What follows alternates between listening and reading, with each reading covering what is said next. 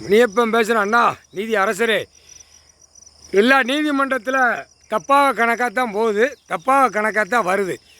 அது சீக்கிரமாக எங்கள் அண்ணன் காலடியில் ஒப்படைக்கணும். ஒப்படைக்க மாட்டான், விளையாண்டுக்கிட்டு தான் இருப்பான் டெல்லியிலேருந்து தமிழ்நாடு வரைக்கும்.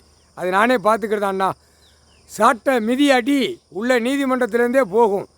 நீதிமன்றத்திலேருந்து போனோடனே டெல்லி மகாராஷ்டிராவில் அரசியல்வாதி, அங்கேருந்து அரசியல்வாதியை முடித்தோடனே இங்கே தமிழ்நாடு அரசியல்வாதி, இங்கேருந்து முடித்தோடனே வெளிநாடு. இப்படி தான் அடிப்பேன். அடித்து சாட்டையிட்டு ஒரு சாட்டை அடி ஒரு நாடு போகும், ஒரு சாட்டை அடி ஒரு நாடு போகும். மகா கும்பாய் ஏற்கனவே கணக்கு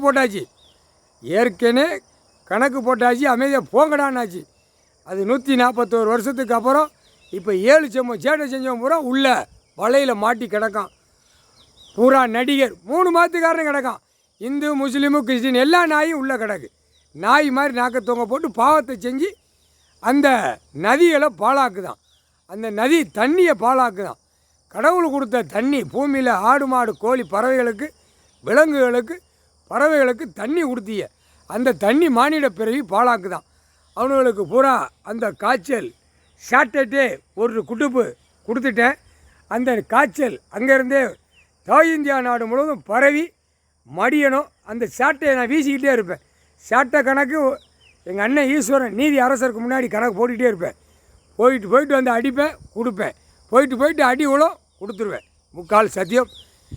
வெளிநாடு பூரா அந்தந்த நாட்டுக்கு மிதித்து தள்ளிடுவேன். ஓடுறான்னு எங்கள் அண்ணன் ஈஸ்வரன் உட்கார்ந்த இடத்துல உலக நாடு நடத்தணும்.